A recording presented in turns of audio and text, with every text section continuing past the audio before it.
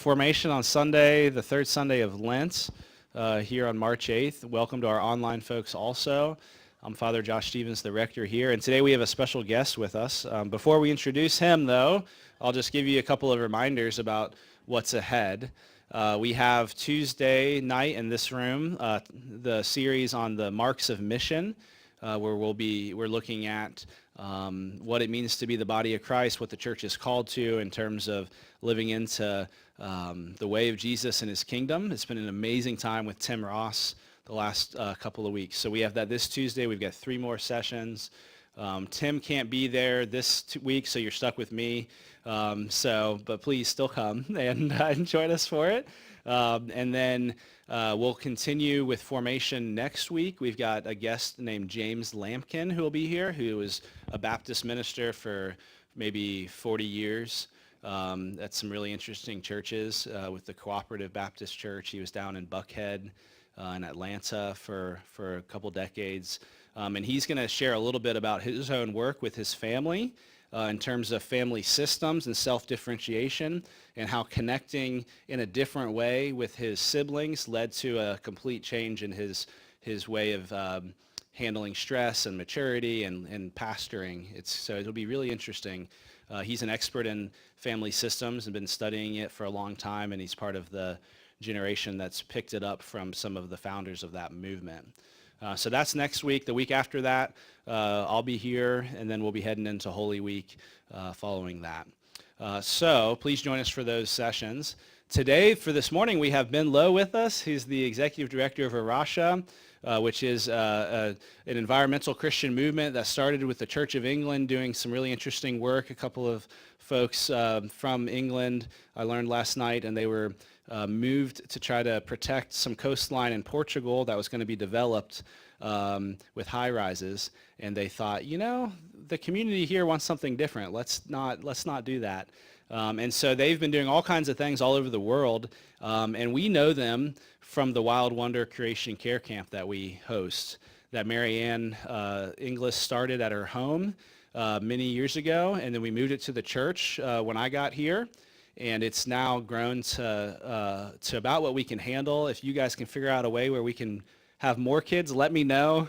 Maybe we should ask our summer camp experts, people who are solving these problems logistically. We could ask some of these families, because we've got 60 kids, and that's about what we can take every year. And parents are just asking me all the time, when is the sign-up going to come out? When's it going to come out?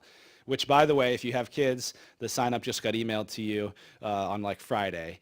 So you can sign up your children for it. We got a couple weeks before it'll go public, and we'll invite neighbors at that point. So we're going to hear from Ben from the pulpit, and we're excited to have this more conversational time with him. Just like to welcome Ben Lowe.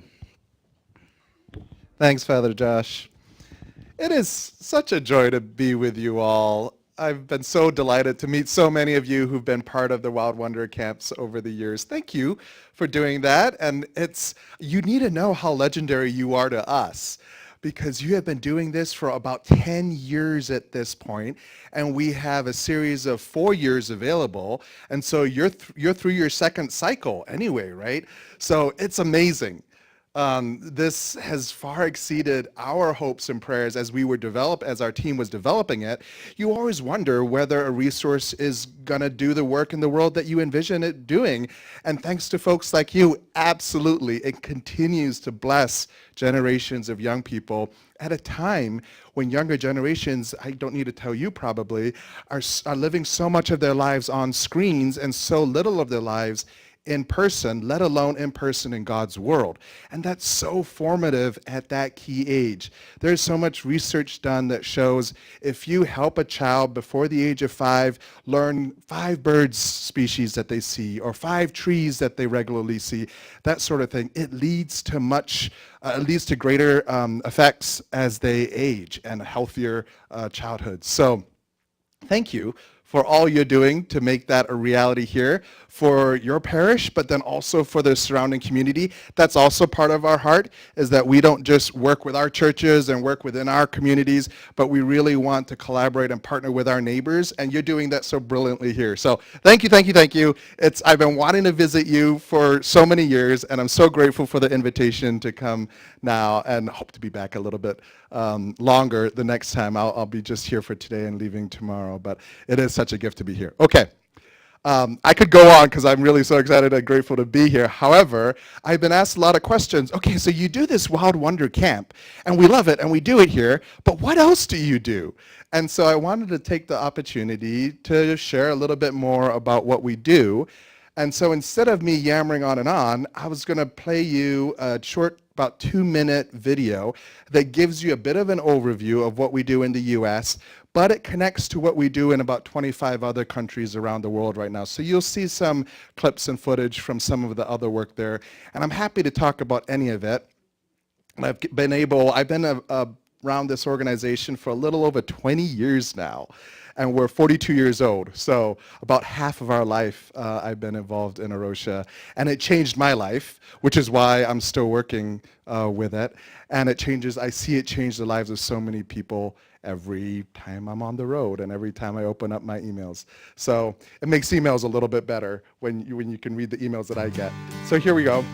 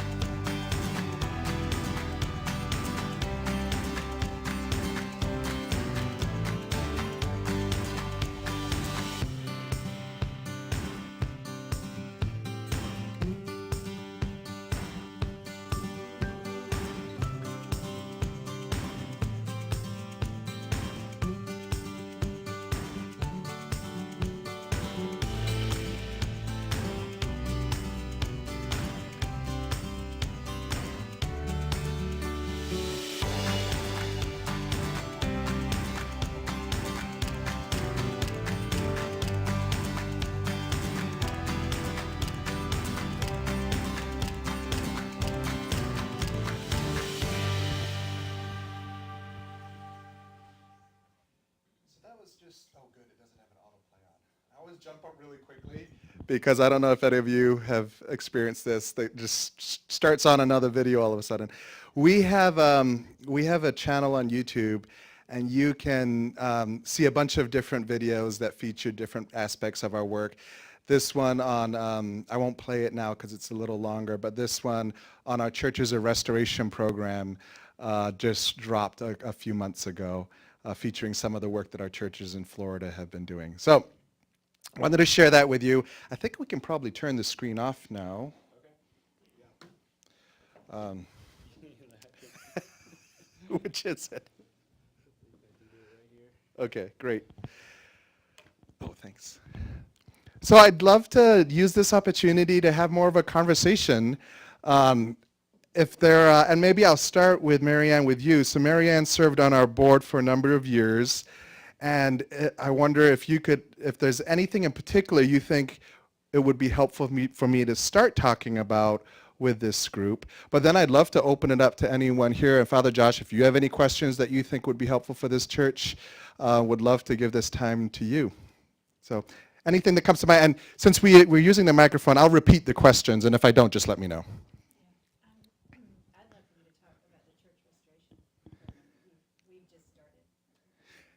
Yes, so Churches of Restoration.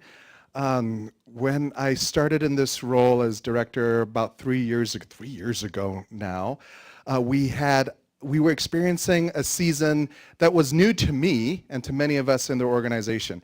When I first got involved in this work about 22 years ago, we spent a lot of our time going out trying to find Christians who would be willing to talk to us, who would be willing to hear our concerns that there are problems in God's world and God's people should be part of helping to address them. Environmental problems, ecological problems. And we spent a lot of our time trying to persuade people that these are things we should be caring about as God's people. When I started in my role, so I took a gap and I was working in other spaces and I went to grad school. And when I came back, when I started in this role 3 years ago, what we found was that now there are more and more Christians and churches finding us, often through web searches, just putting in Christians and the environment, what's going to pop up, coming to us saying, hey, I don't know if you've noticed, but there are a lot of problems in God's world, and we want to find the Christians who are thinking about what to do about it.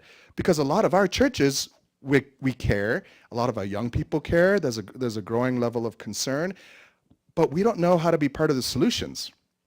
And so we realized very quickly that we needed to pivot our mentality from trying to win people over and persuade people to, oh my goodness, there are so many people looking to get to work with us that let's figure out what we can do together. And so Churches of Restoration was our initial answer to that. And we were able to get some seed funding through a generous grant to launch these church cohorts. So a few of the things we learned over the years is that if you're doing any kind of work in the community, if it's creation care, which is, by the way, one of the 5 marks of mission, so you'll be talking about it more if you haven't already, of the Worldwide Anglican Communion, we found that there are always people in each congregation that already care, and often that have some expertise. And I know your congregation has a lot of expertise. More than I usually see, which is really good for you and encouraging to witness. But they often feel isolated and they often feel overextended with all sorts of other existing commitments and opportunities. And they sometimes feel lonely and they struggle to keep going over the long haul. So we don't have that many churches that have done Wild Wonder for 10 years. And so what we realize is, it would be much better if we're able to group churches together in an area. We also had another reason for thinking about that. Jesus talks a lot about his hope for the church to be unified.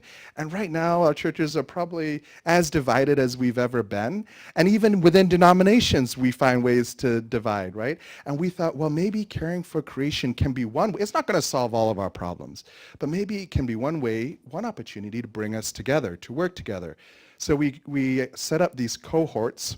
And because we're a modest-sized ministry that depends on the generous support of people like you and churches like this, we decided we want to do this sustainably. So we're not going to try, there are 380,000+ houses of worship in the US. We're not doing that. We're just going to start where we can. And so we developed a cohort of congregations, and a cohort should be 4 to 7 is what we decided. In Central Texas, where we have staff on the ground, in Florida, where we have staff on the ground, and then in Nashville, where we have staff. And we ran it for a year to be part of a cohort. A church identifies a small group of people. The leadership of the church do need to sign off, but you'll be glad to hear they don't have to be the ones leading it because you've got a lot on your plate that you're leading. But if you bless other people to lead it, so we find the right group of people. We ask for one of those people to be 35 and under, if feasible, because that gets the younger generation into the mix more.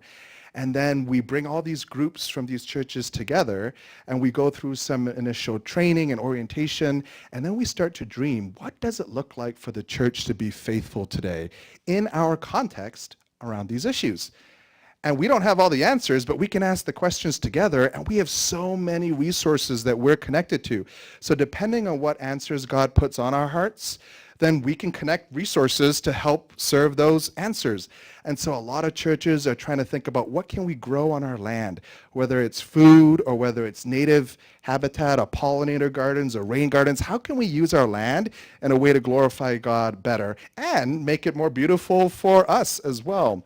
A lot of churches have been thinking about doing energy audits of their facilities and installing clean energy, especially where there are lots of opportunities to do so, like in Florida, where we have more and more of our churches putting solar arrays on their roofs, and so on and so forth. And the first pilot year went really well. And as people started to hear about it, we started getting more requests from congregations spread out all over. So we started a virtual cohort to try that out. And it went well enough. So then we, for the second year that we're just wrapping up now, we expanded to Grand Rapids and Western Michigan, to the Chicago area, and we partnered with the Vineyard USA. It's a denomination that you may have heard of in this country, and we're their creation care partners. So we have a cohort of just Vineyard churches. And it's been so encouraging to be part of, because it's people who are actually doing good work in their community, and they're starting where they can, and they're asking good questions, and they're working together. And so fun thing for me is we work with all sorts of denominations. And we have in these cohorts congregations from the Episcopal Church and the Anglican Church of North America, or the PCA, Presbyterian Church of America, and the PCUSA, Presbyterian Church of the USA.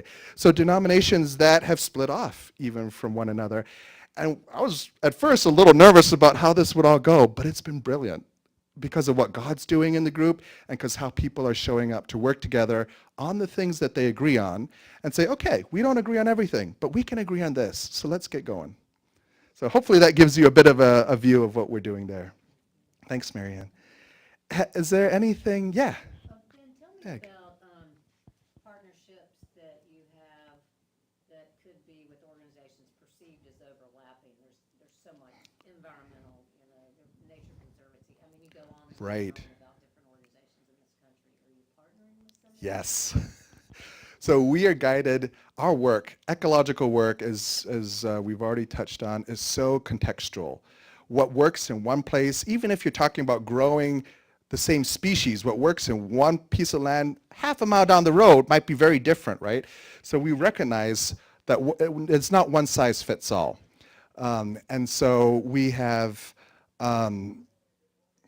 sorry, I just went down a trail and I don't know why I got down that trail, but thanks. Tell my body, it's betraying me already. Yeah, I know where I was going with that. So what guides all of our work? Sometimes people come up to me and say, what is the thing that a Rocha does? And there's not one thing. But here's what guides our work. It's the 5 commitments, the 5 C's. And these were developed by a fellow named John Stott out of England back in the day when we first started. He was a pastor theologian. And it's Christian, conservation, community, cultural diversity, and collaboration. So anywhere you see us working, you should see those 5 distinctives shining through. And so collaboration is one of those, because we're modest size, and the world is big, the church is big, and the needs are great, and the opportunities in this season are also great. So we have learned that we're only going to move forward if we're partnering with anybody who's willing to work with us. So that includes, there are a few other creation care ministries around the country, and we all have our own niche, our own particular roles that we play. So some are more involved in tracking policy and helping Christians engage in advocacy or raising their voice about issues they concern about. And some are focused more on education and communication and putting out educational videos and things like that. We're the ones who are known as being the people who do creation care.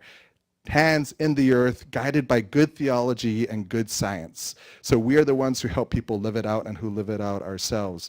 And so by understanding our respective roles, we found really rich ways to work together. So I'll have to get some copies later. Our year-end booklet, I brought some copies with me, but they're not out on the table. There are some other materials there. But on the back, we have all of our partners listed. And there are so many. I don't know what we're going to do this next year because it's not going to fit on the back.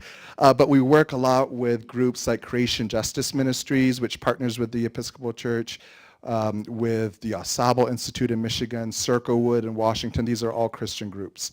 And for instance, we don't have our own podcasts in this country. It takes a lot of work to do a podcast. Circlewood has a great podcast. So we partner with them on their podcasts, and we take responsibility for a certain number of episodes every year. And then they partner with us on some other things. And so that's been so rewarding. But then we also do work with groups that aren't particularly faith-based. So a lot of that work tends to happen at the local level.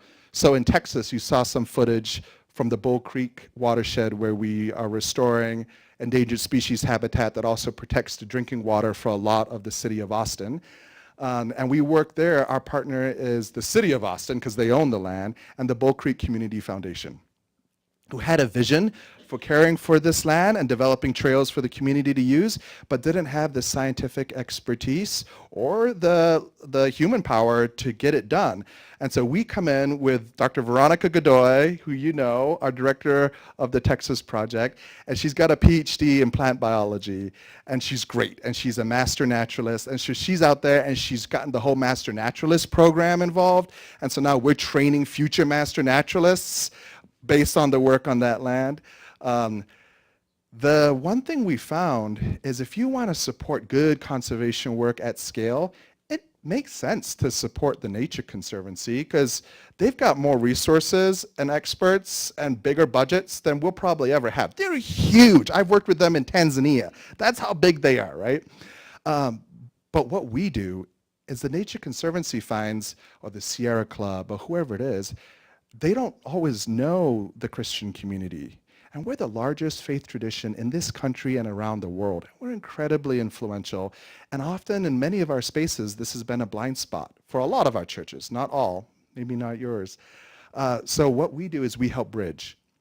We help engage the best of the Nature Conservancy's expertise, and we help bring that into the faith communities that we work with. And so we're that trusted partner to bridge. Yeah, thanks for the question. Anything else? Yeah, and then.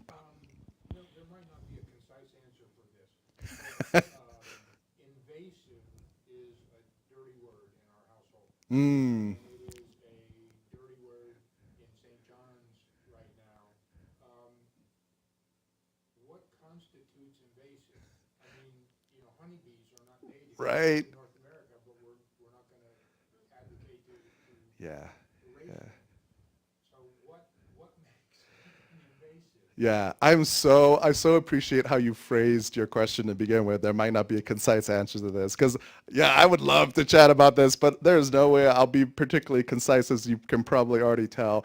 Invasive is one of those words. Restoration is one of those words. What are we restoring things back to? At what point in time are we arbitrarily picking to restore things back to? Things are always changing.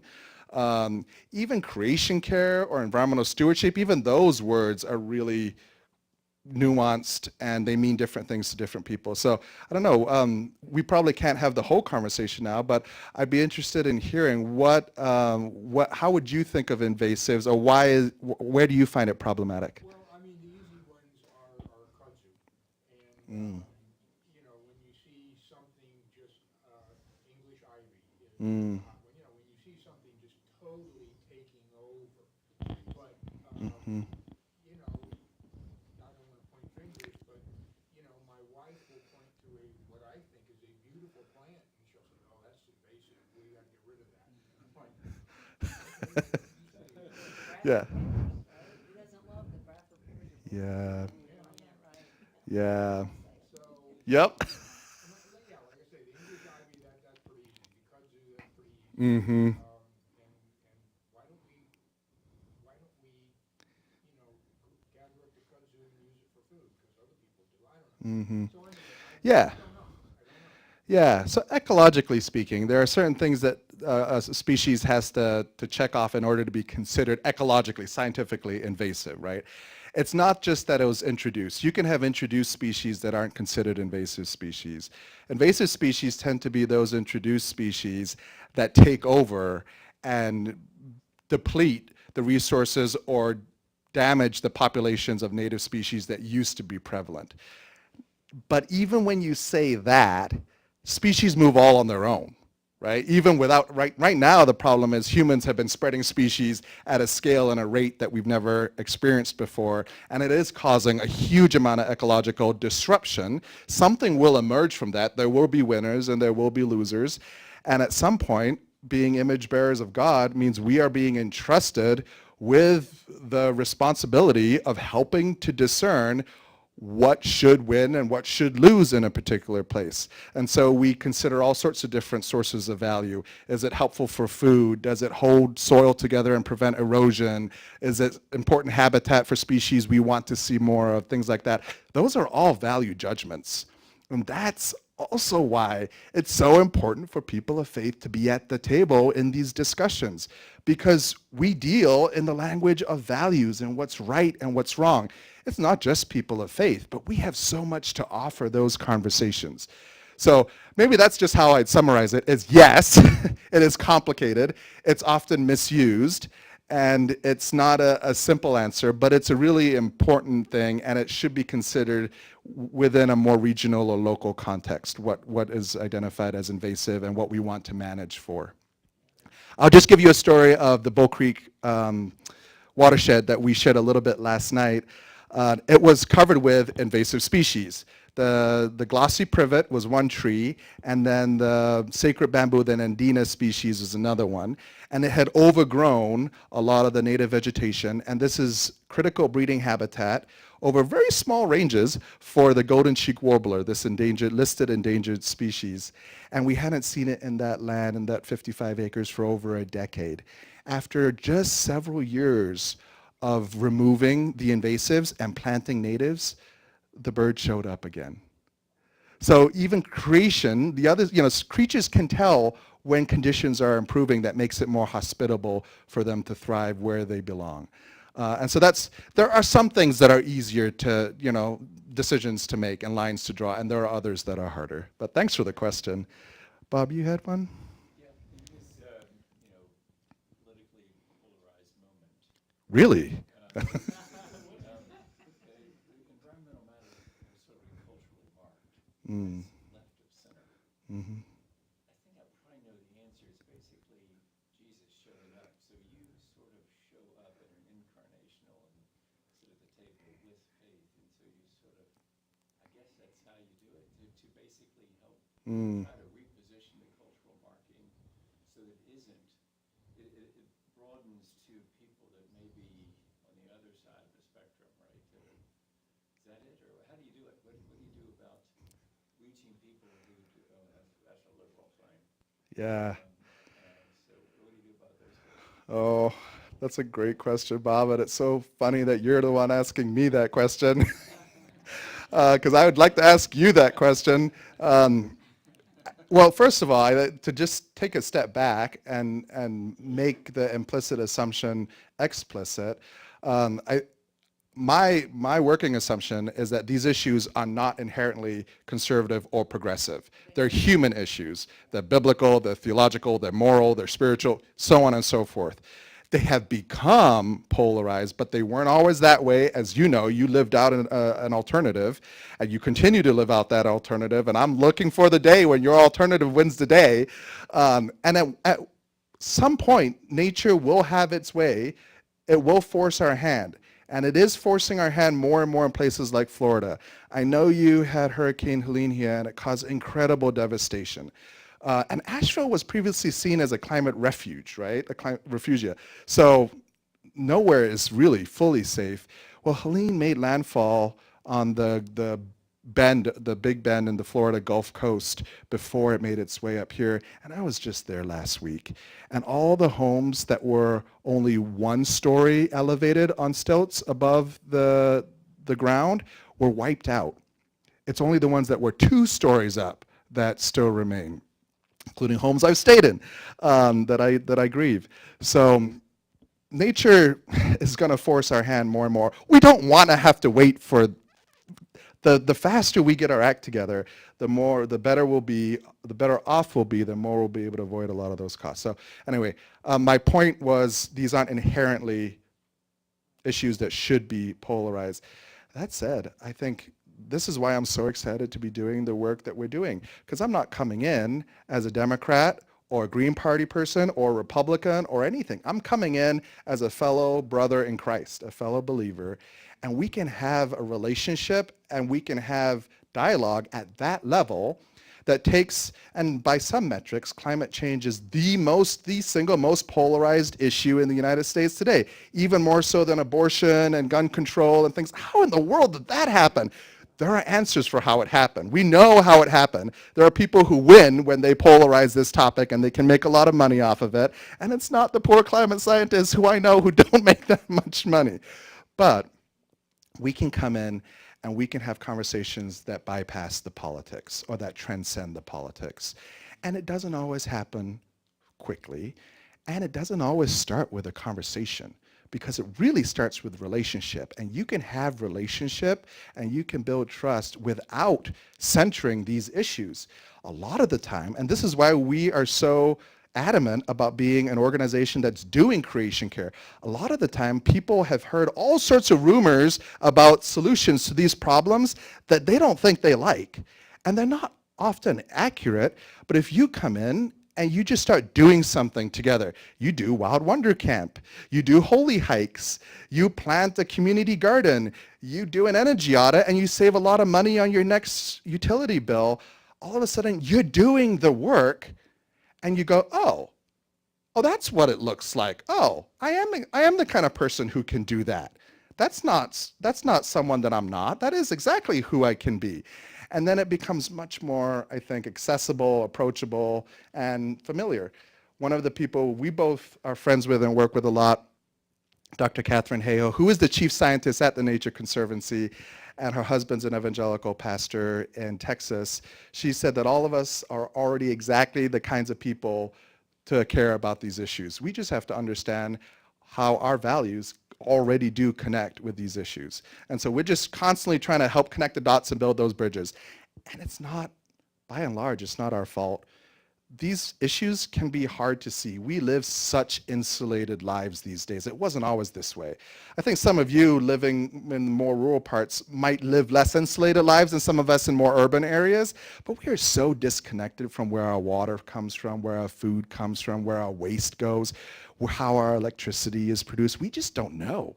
And our society has been designed around convenience. And it's hard to figure those things out. So it's hard to do the right thing even if you want to, which is part of why I think we need to work together at the community level, because we can help each other out. We're not all going to be the expert on everything, but we can all be an expert on something. We were talking about black soldier fly larvae last night, and I learned some things about black soldier fly larvae and how brilliant they are about helping to speed up the processing of compost, and how cooperative they are about the process too.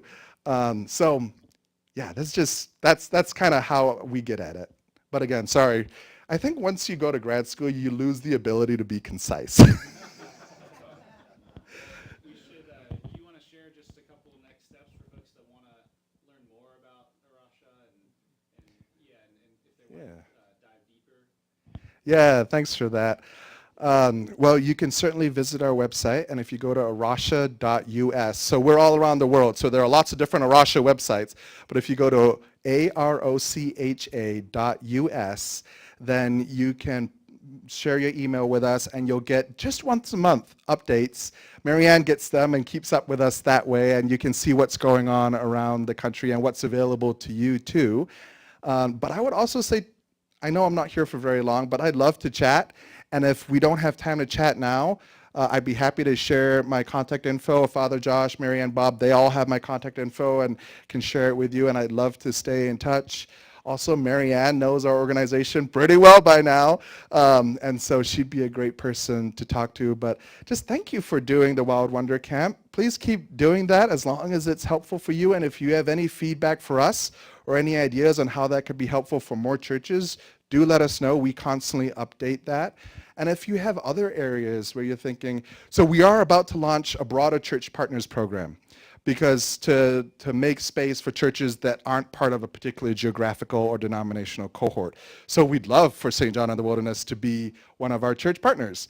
And then as we work together and get to know each other more, if there are particular ways that we can be of service or a resource, just let us know. Again, we know so many people in this space who are happy to help, and we'd be happy to try and bring any of those resources to bear here. But I would also like to get more of our team through, especially we were just talking about it during one of the Wild Wonder camps. We should have people come for a camp. That'd be awesome. Anyway, And we'll share with you a little bit of the bike ministry yes. this afternoon. And Yeah. And holy hikes. I want to go on a hike at some point. Any other thoughts, Marianne, that you would? Okay. Oh, great question. It's Portuguese for the rock because we started in Portugal. And the estuary that we were fighting to protect with the community there, it's still protected. I visited several years ago, and this is in the Algarve in the south of Portugal, for those of you who have been. There are a lot of resorts and golf courses up and down the coast. That estuary is still largely intact. Thanks be to God. And it's an ongoing battle, ongoing struggle every year. But we keep at it, the community keeps at it, and I believe God keeps at it. And so I'm really grateful to be doing this work.